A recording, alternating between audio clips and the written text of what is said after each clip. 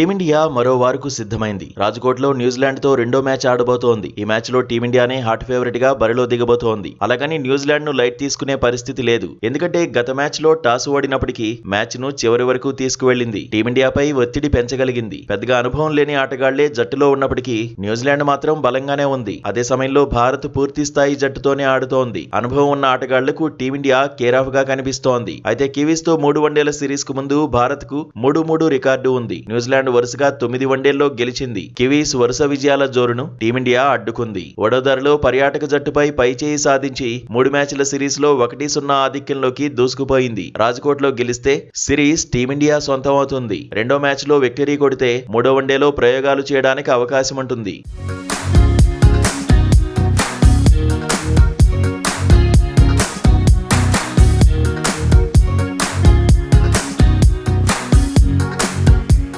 Batting లో team India బలంగా ఉంది. రోహిత్ ఫామ్ కలిసి రానుంది. కెప్టెన్ శుభ్మన్ గిల్ కూడా గత మ్యాచ్ లో హాఫ్ సెంచరీ కొట్టాడు. కాన్ఫిడెన్స్ ను పెంచుకున్నాడు. విరాట్ కోహ్లీ అయితే బేభత్సమైన ఫామ్ లో ఉన్నాడు. కొంతకాలంగా సూపర్ ఫామ్ ను కొనసాగిస్తున్నాడు. వడోదరలోనూ టీమిండియా విజయంలో కీలకంగా నిలిచాడు. సెంచరీ మిస్ చేసుకున్నా టార్గెట్ ను కరిగించడంలో తనదైన ముద్ర వేశాడు. అయితే కోహ్లీ అవుట్ అయ్యాక భారత బ్యాటింగ్ ఆర్డర్ స్ట్రగుల్ అయింది. చివరకు హర్షిత్ రాణా, రాహుల్ మెరుపులతో గెలిచిన రెండో వన్డేలో మాత్రం బ్యాటింగ్ లో భారత్ మరింత ఫైర్ చూపించాలని ఎక్స్పర్ట్స్ అంటున్నారు.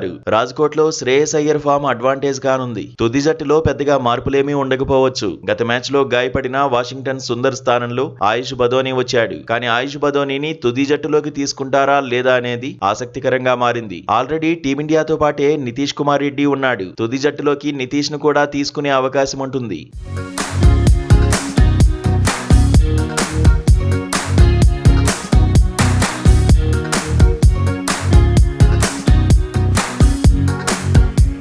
బౌలింగ్ విభాగం మెరుగ్గానే కనిపిస్తోంది. కానీ వడోదరలో పవర్ ప్లేలో భారత బౌలర్లు పెద్దగా ఇంపాక్ట్ చూపించలేకపోయారు. పవర్ ప్లేలో వికెట్లు తీయలేకపోయారు. గత 13 మ్యాచ్ల్లో పవర్ ప్లేలో వికెట్లు సాధించకపోవడం తొలిసారి. రాజ్కోట్లో ప్రసిద్ధి కృష్ణ ప్లేస్ లో హర్షదీప్ సింగ్ ను తీసుకునే అవకాశం ఉంది. సిరాజ్, హర్షిత్ రాణా, కుల్దీప్, రవీంద్ర జడేజాపై అంచనాలు ఎక్కువే ఉన్నాయి. మరోవైపు సిరీస్ ను కాపాడుకోవడంపై కివీస్ ఫోకస్ చేసింది. జట్టు బ్యాలెన్స్డ్ గానే కనిపిస్తోంది. ఓపెనింగ్ రోల్ లో హెన్రీ నికోల్స్ ఒదిగిపోయాడు. లెగ్ స్పిన్నర్ ఆదిత్య అశోక్ ను రాజ్కోట్ లోనూ కంటిన్యూ చేసే అవకాశాలు ఉన్నాయి. రాజ్కోట్లో ఇప్పటి వరకు భారత్ 4 వన్డేలు ఆడింది. ఒకే మ్యాచ్ లో గెలిచింది. రాజ్కోట్లో న్యూజిలాండ్ తొలిసారి వన్డే ఆడబోతోంది.